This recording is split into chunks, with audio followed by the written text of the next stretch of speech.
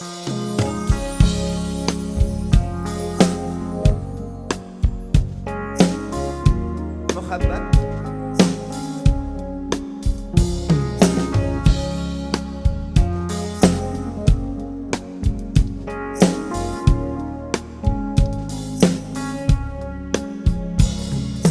Dillekte var hıyın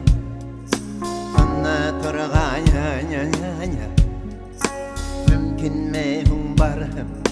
Anı Elle sabıyı bulayım Tülhekte peyeyeyim Kulğundan bilir Utuyu kanyayım Kulğundan bilir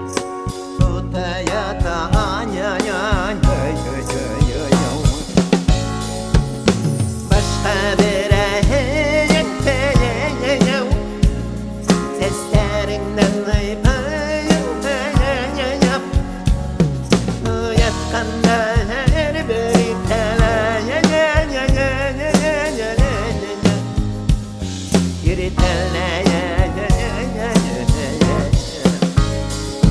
Biliminin kulağım Duyur yine Biliminin kulağına yirkele Biliminin kulağına yirkele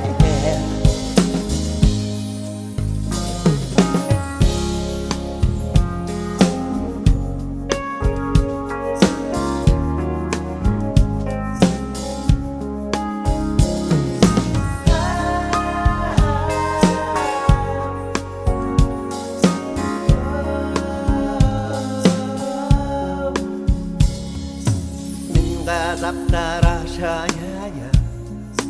Geldim yine İnsaflığın aşağı atılanım Elimde gül değeyim İntip hiddeyeyim İnci gırlar idim yatılanım